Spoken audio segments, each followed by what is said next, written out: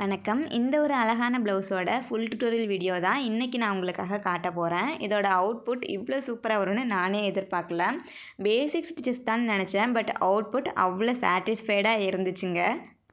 Hi all, welcome back to our channel Teenkodu Customization. Bridal blouses at affordable range. Online service also available. Start பண்ணலாமா? Chain stitches முடிச்சதுக்கப்புறம் sugar பீடில் ஒரு line முடிச்சுட்டேன். Sugar பீடில் embossed loading கொடுத்துருக்கேன். Next again sugar பீடில் ஒரு stitches முடிச்சு எடுத்துக்கிட்டாச்சு. அடுத்து ஒரு சின்ன பார்டர் சைஸ் அளவு கேப்பை விட்டு மேலே ஒரு சுகர் பீடில் ஒரு லைன் கட்டியிருக்கேன். இப்போது மேலே இருக்க சுகர் பீடுக்கும் கீழே இருக்க பார்டருக்கும் சென்டரில் 3 நம்பர் ஆன்டிக் பீடு 2 பீடு நான் ஸ்டிச் பண்ணியிருக்கேன். கொஞ்சம் கேப்பை விட்டு அந்த கேப்பில் நம்ம ஒயிட் பீடு வச்சுருவோம். நெக்ஸ்ட்டு பார்த்தீங்கன்னா கிளிப் ஸ்டோனு நான் ஸ்டிக் பண்ண போகிறேன். ஸோ நான் அதுக்காக 1/2 இன்ச் மார்க் பண்ணி எடுத்துகிட்டு நெக்ஸ்ட்டு க்ளூ அப்ளை பண்ணி பாக்ஸு ஷேப்பு கிளிப் ஸ்டோனும் அதில் நம்ம ஒட்டிக்கலாம்.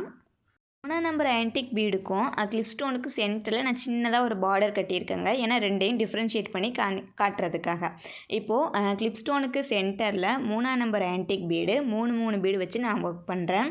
அது எதுக்காகனா நம்ம கண்டினியூவாக ஒரே மெட்டீரியல் இல்லாமல் 2 மெட்டீரியல் மிக்ஸ்அப் பண்ணி ஒர்க் பண்ணையில் ஒர்க் பார்க்கவே நமக்கு லுக் வைஸ் அட்ராக்ஷனாகவும் இருக்கும். வேர் பண்ணுறவங்களுக்கு ஒரு லக்ஸரியஸான ஃபீலுமே கொடுக்கும். ஒரே மெட்டீரியல் இல்லாமல் 2-3 மெட்டீரியல் யூஸ் பண்ணி நீங்களும் ஒர்க் பண்ணி பார்த்துட்டு அதோட எக்ஸ்பீரியன்ஸ் எப்படி இருக்குன்னு எனக்கு கமெண்ட்டில் ஷேர் பண்ணுங்கள். இப்போது கீழே கட்டின பார்டர்லேருந்து 1.5 இன்ச் கேப்பை விட்டு நான் மேலே ஒரு சின்ன பார்டர் கட்டியிருக்கேன். இப்போது சென்டரில் இருக்க கேப்போட சென்ட்ரு பாயிண்ட்டை நான் டிவைட் பண்ணி அதோட சென்ட்ரு பாயிண்ட்டை நான் மார்க் பண்ணி எடுத்துருக்கேன். அது எதுக்காகனா இப்போ அந்த இடத்துல நம்ம ஒரு ஃப்ளவர் வைக்க போகிறோம்.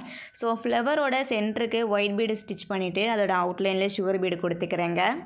இதோட பெட்டல்ஸ்க்கு நாம் இப்போது கிளிப் ஸ்டோன் தான் ஒட்ட போகிறோம். ஐ ஷேப்பு கிளிப் ஸ்டோனு அதை வந்து எல்லா சைடும் நம்ம ஃப்ளவர் மாதிரி வைக்க போகிறோம். ரவுண்டோட பேசிக்கே வந்து ப்ளஸ் தான். ஸோ நான் எப்போவுமே வந்து ரவுண்ட் ஷேப்பில் ஃப்ளவர் வைக்கையில் ப்ளஸ் மாதிரி மார்க் பண்ணிப்பேன். ஸோ எனக்கு எல்லா சைடும் கேப்பு ஈவனாக இருக்கும். நீங்களும் டெஃபினட்டாக ட்ரை பண்ணி பாருங்கள். இப்போது ஹாஃப் சைடு ஃப்ளவர் முடிச்சாச்சு. நெக்ஸ்ட்டு ஹாஃப் சைடு அந்த பக்கமும் க்ளூ வச்சு ஸ்டோன்ஸ் ஒட்டியாச்சுங்க. ப்ரைடல் ப்ளவுஸஸ்க்கு நான் மோஸ்ட்லி ஸ்டோன்ஸ் அந்த மாதிரி தான் யூஸ் பண்ணுவேன். ஏன்னா கேமராவுக்கு பார்க்க ரொம்ப அட்ராக்ஷனாக இருக்கும். நம்ம ஃபுல் அண்ட் ஃபுல் பீடே வச்சோன்னா வந்து கேமரா லைட்டிங்லாம் அது வந்து ரிஃப்ளெக்ட் பண்ணாது. ஸோ நான் முடிஞ்ச அளவுக்கு ஸ்டோன்ஸ் ஆட் பண்ணிடுவேன். நம்ம கீழே வச்ச பார்ட்ரு கிளிப் ஸ்டோனில் ஒரு பார்டர் வச்சோம் இல்லையா, கிளிப் ஸ்டோன் வச்சு 3 பீடு ஆன்டிக் பீடு வச்சோம் 3 நம்பரு. ஸோ அதே பார்டரை நான் மேலேயும் ரிப்பீட் பண்ணுறேன். நம்மளோட ஃப்ளவருக்கு கீழே நம்ம என்ன விதமான பார்டர் வந்து மேக் பண்ணியிருந்தோமோ அதே பார்டர் தான் நான் மேலேயும் வந்து ரிஃப்ளெக்ட் பண்ணியிருக்கேங்க. இப்போது அந்த ஃப்ளவருக்கு இடையில இருக்க கேப் ஃபுல்லாக நான் வந்து செல்ஃபில் வாட்டர் ஃபில்லிங் ஸ்டிச் யூஸ் பண்ணியிருக்கேன். எனக்கு வந்து பர்சனலாக கான்ட்ராஸ்ட் கலர் தான் த்ரெட்டு நான் ஒர்க் பண்ணுவேன். வாட்டர் ஃபில்லிங்குமே அதான் ஒர்க் பண்ணுவேன். பட் கிளைண்ட்டோட ரெஃபரன்ஸில் செல்ஃப் தான் இருந்தது. ஸோ அதனால் நான் செல்ஃப் கலர் போட்டிருந்தேன்.